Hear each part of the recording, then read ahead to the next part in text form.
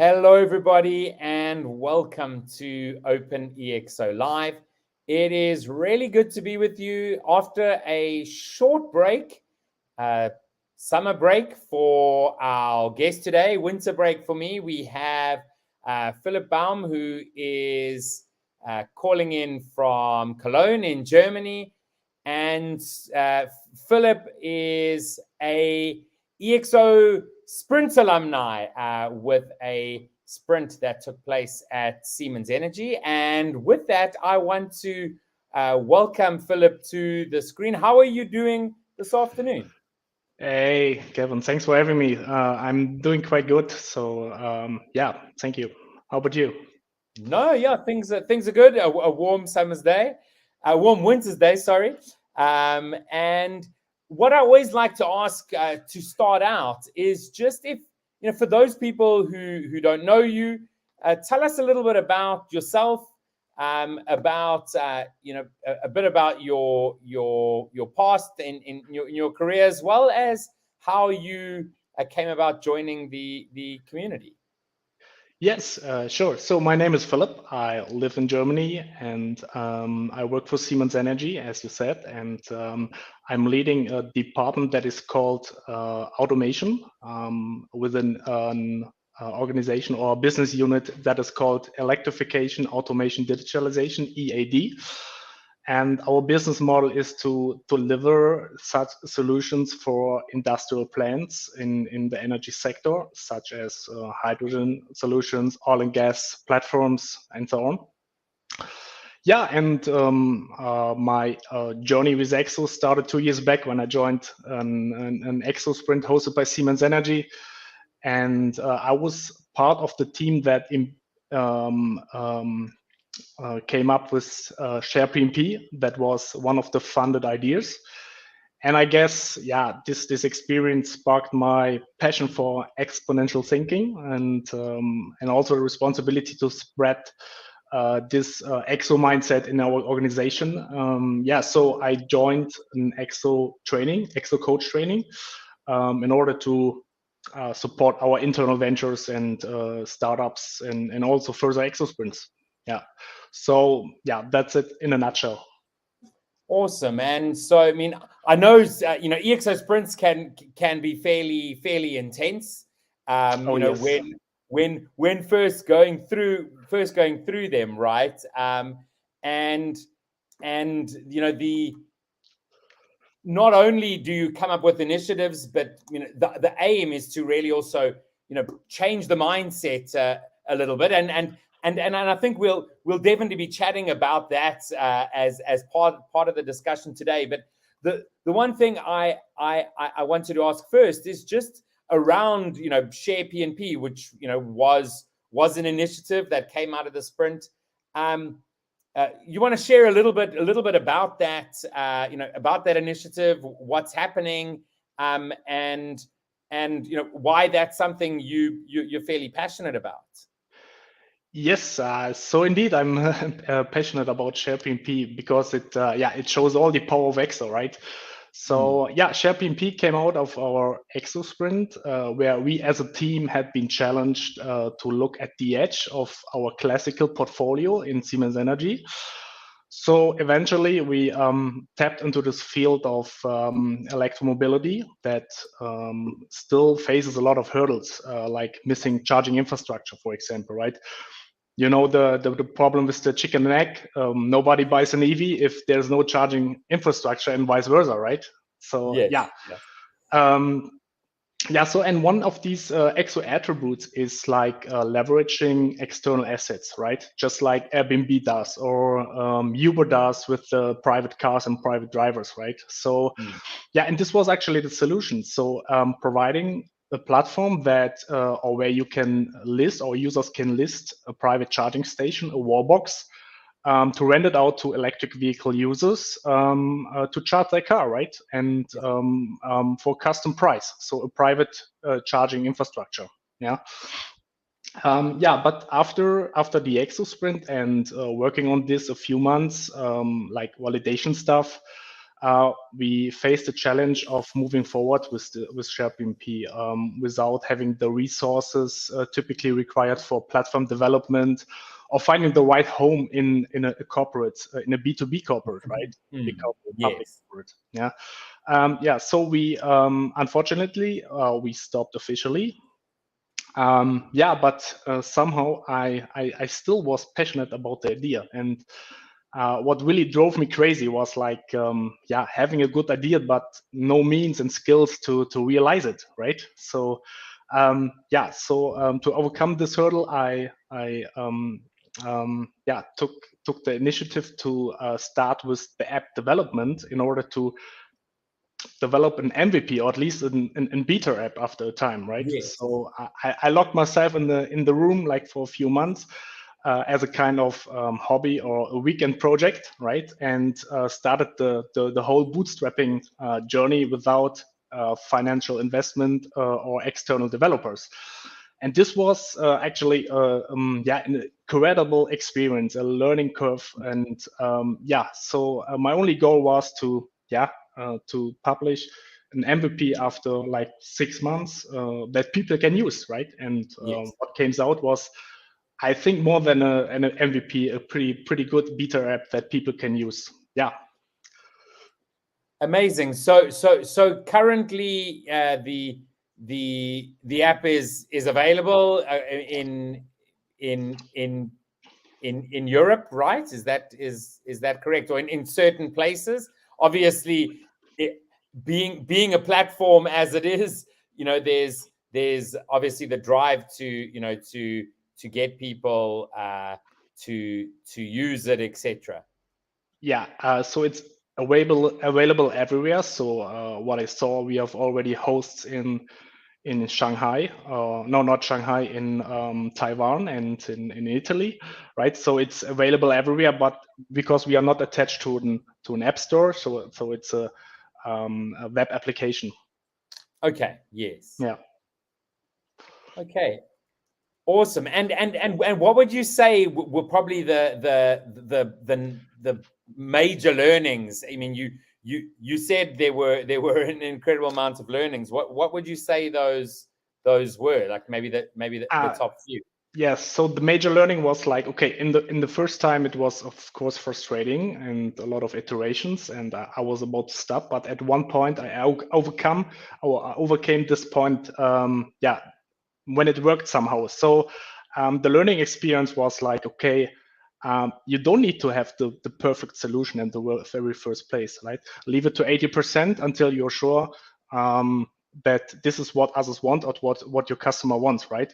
So still this beta app, which is now published, is still in validation project or experiment, right? So it doesn't make sense to develop right away the final solution until you're not certain about the product market fit.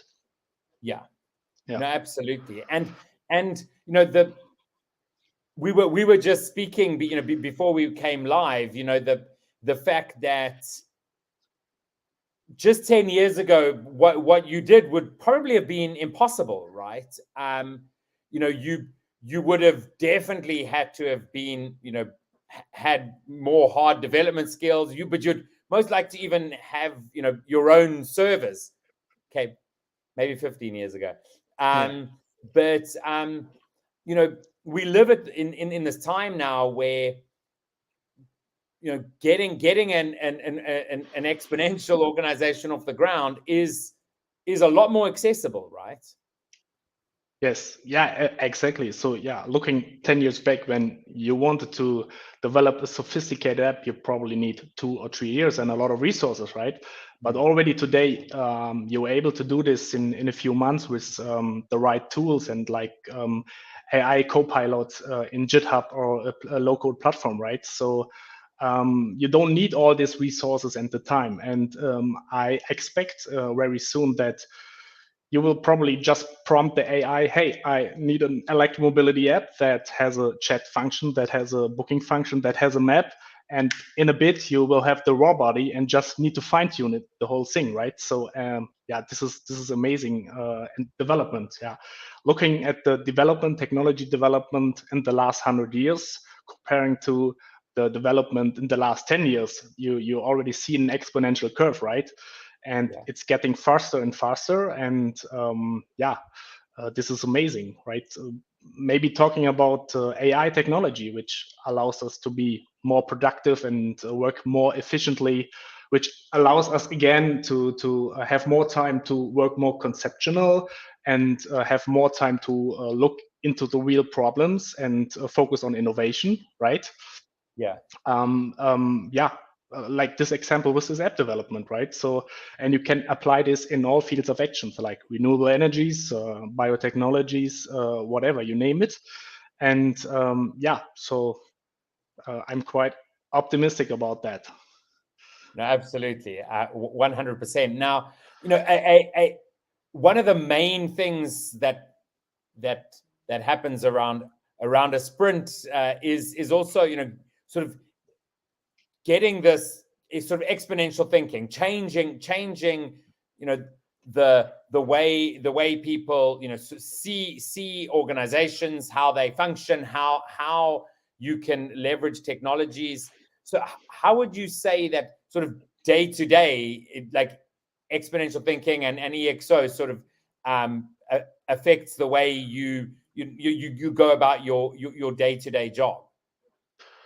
I would say in my day-to-day, leveraging EXO is the way to approach things, right? So whenever I face a challenge or a problem, I try to look for opportunities to use existing resources and using my network, right? And really trying not to do to make things perfect, right?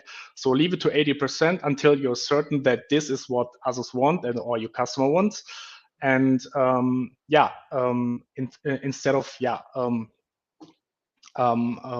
making too much iteration, which makes it much more easy to handle this. Yeah, and in general, I guess collaboration and openness is crucial. So always seeking for diverse perspectives and cross-functional collaboration within, especially in a big company where you have a lot of divisions, right? And Yes. yeah, and also using communities like OpenExO, where you find like-minded individuals and experts that can help. Yeah, mean 100%, right? And I guess EXO thinking and the EXO model is still not really mainstream, right? It's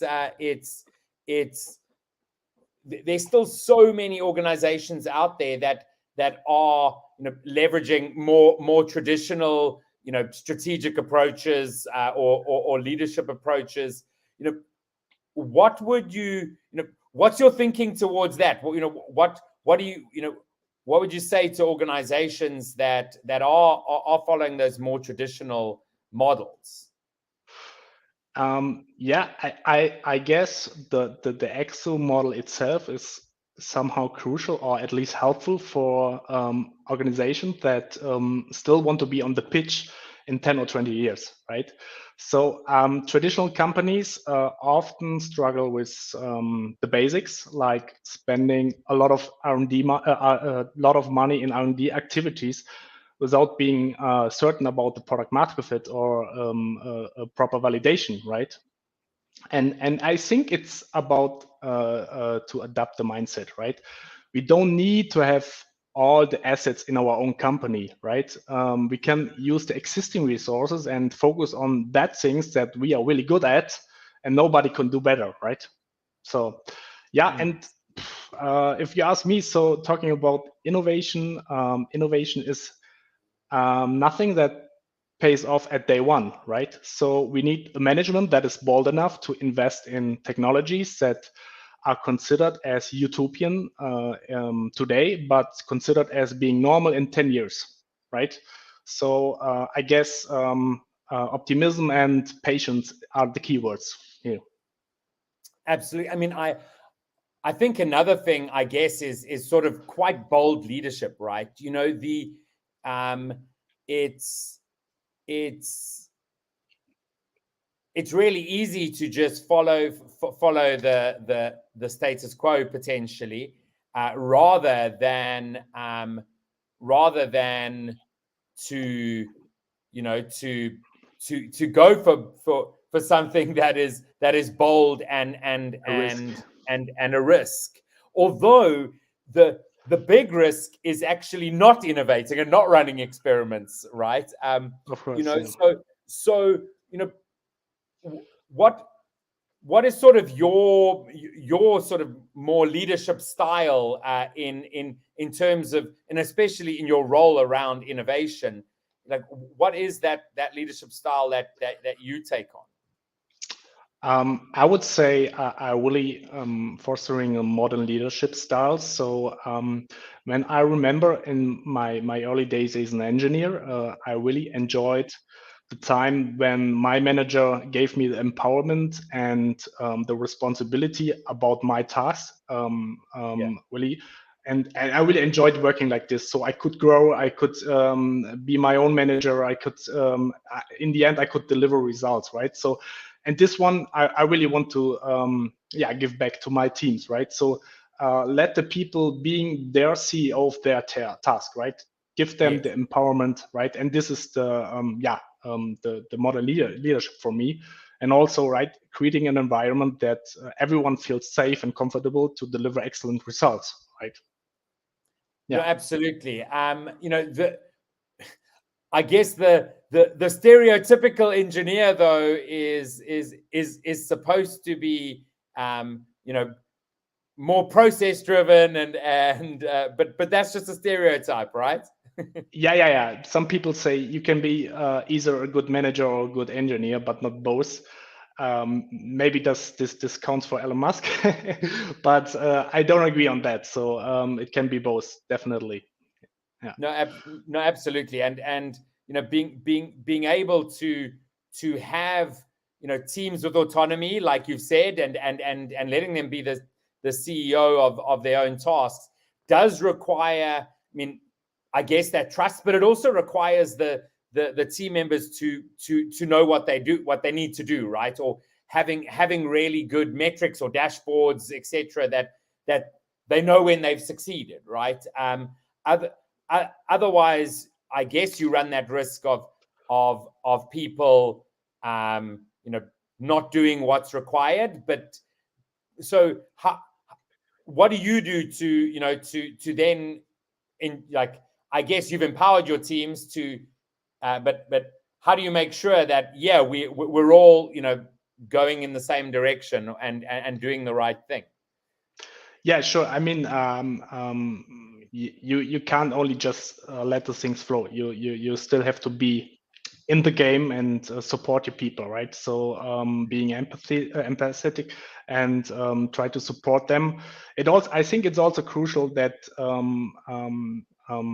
you have a basic kind of knowledge in that what you're leading for, right? Like engineering. If you're just a manager, where you have to delegate all the tasks to your experts, the people feels this, right? So they recognize Yes. this, and they will bypass you. So that's why I think it's crucial to have a certain touch points to the technology that you are leading for. This is definitely a must, I would say. Yeah, I guess that's Yeah, it. I can remember I used to work in a pharmaceutical factory, and our general manager used to have like a number 10 spanner in his pocket always. Yeah. He didn't have an engineering background at all. He actually had a food tech background, which was quite interesting. But over years of experience, he'd learned what was required, and he was always like, he'd be willing to understand how everything works, which I think is Yeah, that's really yeah. important. Yeah. At least today, I mean, we have access to an abundance of tools and knowledge and communities. So it never been so easy to gain a certain knowledge very fast. So it's all about motivation and will, right? Absolutely, absolutely. And now, generally within the OpenExO community, we have a fairly optimistic view of the future. You know, not being naive to the fact that there are issues. But you know, do you have a fairly optimistic view of the future? Absolutely. I am optimistic. I mean, what you read in the newspapers, it doesn't look good, right? And but I am, as I before said, right? So talking about technologies like AI, which makes us more efficient, that we have the time to really focus on the real problems, right? Will really help us to get to develop faster the technologies and fight the real problems. So yeah, definitely, I'm quite optimistic. How about you? Yeah, I'm probably over optimistic. You know, I mean, although I am quite concerned about certain things. You know, being in Europe last week and seeing, you know, crazy temperatures, and or going diving, and unfortunately all the corals are not looking too good. You know, these things really concern me. More about what us as humans have potentially done, to the planet, is quite concerning. um uh, and I guess a little bit, around how people leverage technologies. I'm not scared of technologies. It's Mm, more about the use of technologies by bad actors, which I think a few, we not so many. Well, at least that's yeah, what I would hope. yeah, yeah, and yes, and so as we sort of come to an end of the conversation, I always like to ask, if there was only one thing that you could share, what would that one thing be as we end off our call today? yeah. If I could share something to all these entrepreneurs and ExO guys out there, so it would be like, if you have a brilliant idea and but no means and skills to realize it, don't stop. Today, as I already stated, we really have an access to an abundance of tools and knowledge and communities what we can leverage, right? So there's no excuse. Just go for it, right? If you have an idea, just lock yourself in a room for a few months, look in your problem, try to study the technology, and just go for it. I think the superhuman skill of tomorrow is not being an expert in cybersecurity, AI, or financials. It's about motivation and drive, right? And yeah, the rest is just accessible somewhere there in the internet, right? So really, just go for it and be bold. Don't stop. Believe in you, and just do it yourself. So yeah, in this example, you thought it's possible to bootstrap an MVP and beta app in a few months. So I just urge you, just go for it. 100%, right? I mean, the idea is build something, test it, validate, make changes, and that's more possible than ever before, right? Yes, Absolutely. definitely. Philip, it's been a great quick conversation. One thing I didn't say to you beforehand is, 25 minutes flies by. And so it's been wonderful to connect. Hope to see Likewise. you in the community, and potentially, one day in the flesh. It's always interesting when, this past week I got to meet some community members for the first time, who I've known for 5 years, and always very interesting. But that's another amazing thing, is how we can, work with people no matter where they are, again, because of technology and the internet. So Philip, really great to connect, and thank you so much for chatting with us today. Thank you. Appreciate it. I enjoyed it. Bye-bye. Goodbye. So awesome chatting with Philip. As he said there right at the end, there is no reason not to just start. So if you have some, great ideas, amazing ideas, come along to the OpenExO community. You join us, share your ideas. That's another thing that can be super helpful, right? By sharing your ideas, you can get validation from others, see what they think, and then really move things forward. So with that, I want to thank you for joining us on OpenExO Live this week.